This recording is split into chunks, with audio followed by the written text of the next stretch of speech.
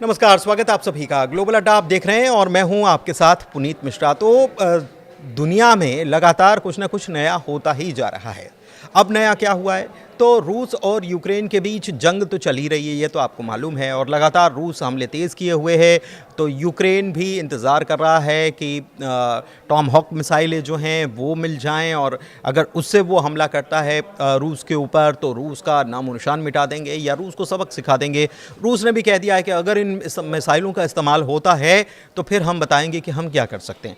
ये सारी चीज़ें चल रही हैं और इसके अलावा युद्धाभ्यास भी चल रहा है रूस की तरफ से। तमाम चीज़ें हो रही हैं, लेकिन इस बीच रूस फिर से बातचीत का पक्षधर हो गया है। और किससे बातचीत का? अमेरिका से बातचीत का। और यही वजह है कि रूस के राष्ट्रपति व्लादिमीर पुतिन के दूत किरिल दिमित्रियेव ने यह कहा है कि रूस, अमेरिका और यूक्रेन कूटनीतिक समाधान के करीब आ गए। जी हाँ, ये बहुत बड़ी बात निकलकर सामने आई है कि कूटनीतिक समाधान के करीब हम आ गए, यानी कि युद्ध शांत हो सकता है बहुत जल्द। लेकिन क्या वाकई में ऐसा नज़र आ रहा है? सवाल ये भी है। नज़र तो ऐसा कुछ आ नहीं रहा है, लेकिन बातचीत की मेज़ पर बैठने या बातचीत की टेबल पर बैठने के बाद बहुत सारी चीज़ें हल भी हो जाती हैं, जैसा कि हमने गज़ा में देखा। ट्रंप की कोशिशें वहाँ कहीं ना कहीं रंग तो लेकर आई, लेकिन अब पुतिन के दूत जो कि अमेरिका पहुंचे हैं, ख़ास तौर पर, वैसे तो जब से यूक्रेन के साथ युद्ध छिड़ा हुआ है रूस और यूक्रेन का, तब से रूस के नागरिकों को, रूस के जो लोग हैं उनको अमेरिका आने के लिए बैन लगा दिया गया था। लेकिन ये स्पेशल परमिशन, स्पेशल इनविटेशन ये कह लीजिए, इसके आधार पर वो यहाँ पर पहुँचे पुतिन के दूत। वो क्या कह रहे हैं? वो ये कह रहे हैं कि पुतिन और ट्रंप के बीच जो मीटिंग होने वाली थी वो पोस्टपोन हुई है, वो कैंसिल नहीं हुई है। देखिए, पोस्टपोन और कैंसिल का फ़र्क समझिए यहाँ पर, कि बाद में बैठक होगी, अभी नहीं हुई है, पोस्टपोन किया गया है, बाद में कभी भी हो सकती है, तारीख तय नहीं है। अमेरिका पहुंचे तो उन्होंने ये भी कहा कि रूस पर जो बैन लगाने की कोशिश, या अमेरिका बैन लगाने की कोशिश कर रहा है या किया गया अमेरिका की तरफ से, इसकी वजह से नुकसान होगा किसको? अमेरिका को ही। तेल की कीमतें अमेरिका में और बढ़ जाएंगी और अमेरिका में मच जाएगा हाहाकार। तो एक तरफ उन्होंने ये उम्मीद भी जताई है कि जो महीनों से युद्ध को लेकर जो बर्फ़ जमी हुई है वो पिघलती हुई नज़र आ रही है, लेकिन दूसरी तरफ उन्होंने कहा है कि अगर ये रुख रहा तो मुश्किल हो जाएगी अमेरिका के लिए, क्योंकि अमेरिका में तेल का संकट पैदा हो जाएगा और कीमतें आसमान छू लेंगी। तो एक प्रकार से उन्होंने एक मैसेज देने की भी कोशिश की है कि वो केवल रूस के तेल की बात नहीं है, और भी रूस इतनी ताकत रखता है कि अगर उसके बिजनेस को नुकसान हुआ तो वो कई जगहों के बिजनेस को प्रभावित कर सकता है। शायद ये माना जा सकता है ये मैसेज देने के पीछे। अच्छा, यूक्रेन युद्ध को लेकर जो बर्फ़ जमी हुई थी उसके पिघलने की बात क्यों कही जा रही है? क्योंकि रूस के राष्ट्रपति व्लादिमीर पुतिन के एक स्पेशल मैसेंजर या दूत कह लीजिए, किरिल दिमित्रियेव इनका नाम है, इन्होंने ये कहा है कि रूस, अमेरिका और यूक्रेन एक कूटनीतिक समझौते के करीब पहुंचने के करीब आ चुके हैं। और दिमित्रियेव ये रूस के शीर्ष आर्थिक वार्ताकार भी रहे हैं। इसके पहले भी वो बातचीत के पक्षधर रहे हैं और अमेरिका से ख़ास तौर पर बातचीत के पक्षधर वो रहे हैं। शुक्रवार को पहुंचे थे अमेरिका, और अमेरिका पहुंचने से ठीक 2 दिन पहले रूस की 2 बड़ी तेल कंपनियों, जिनका नाम है रोजनेफ्ट और लुकोइल, इस पर ट्रंप प्रशासन ने प्रतिबंध लगा दिए थे, नए प्रतिबंध लगाए थे। और इसको लेकर उन्होंने एक्स पर लिखा कि मैं यूएस और रूस से संवाद जारी रखने के लिए अमेरिका आया हुआ हूं। ये यात्रा पहले से तय थी और अमेरिकी पक्ष के निमंत्रण पर हो रही है, यानी कि अमेरिका ने ही हमें इनवाइट किया है, बुलाया है। CNN से बातचीत कर रहे थे दिमित्रियेव, और ये कहा उन्होंने कि ये मेरा मानना है कि रूस, अमेरिका और यूक्रेन अब एक वास्तविक कूटनीति समाधान के करीब हैं। राष्ट्रपति ज़ेलेंस्की का ये स्वीकार कर लेना कि अब मामला बैटल लाइन तक सिमट गया है, एक बड़ा कदम है। पहले वो रूस की पूर्ण वापसी की मांग कर रहे थे, लेकिन अब स्थिति बदल रही है। इसको समझिए। दरअसल ये बयान जो उन्होंने कोट किया है, उन्होंने क्या कहा है? उन्होंने कहा है कि राष्ट्रपति ज़ेलेंस्की, जो यूक्रेन के राष्ट्रपति हैं, वो ये मान रहे हैं कि अब ये मामला जो है बैटल लाइन तक ही आ गया, मतलब जहां जंग चल रही है वहां पर। पहले मामला क्या था कि रूस जितना दाखिल हो चुका है यूक्रेन के अंदर, उसको वो सारी ज़मीन जो पहले यूक्रेन की थी, वो सारी ज़मीन यूक्रेन को ही देनी पड़ेगी।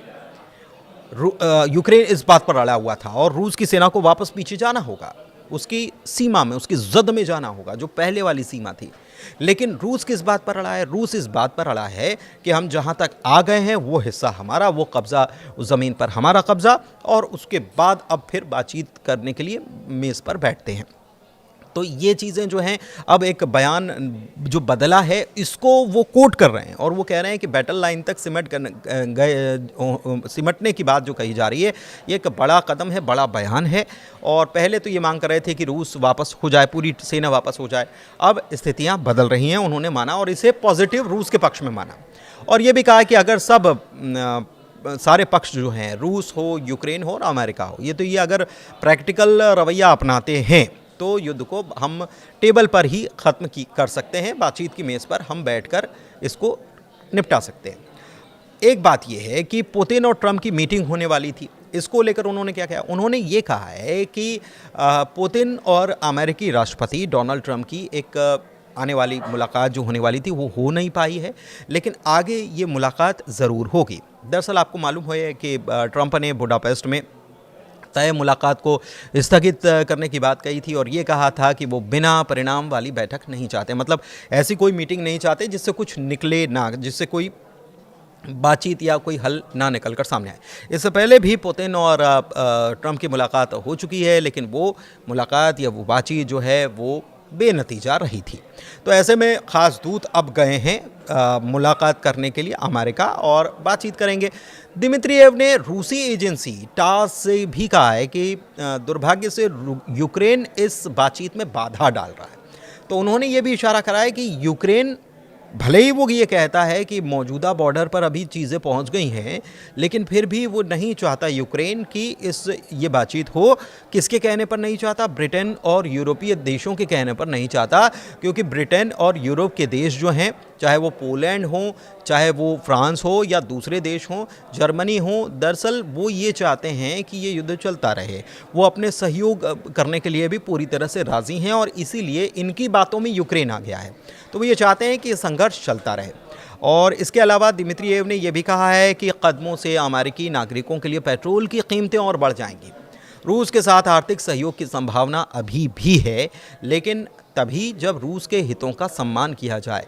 तो एक प्रकार से उन्होंने वार्न भी कर दिया है। अमेरिका की ओर से जो ताज़ा प्रतिबंध लगाए गए, जिसमें रोजनेफ्ट और लुकोइल को निशाना बनाया गया, और ये दोनों कंपनियां रूस के कुल तेल उत्पादन का आधे से ज़्यादा हिस्सा निकालती हैं।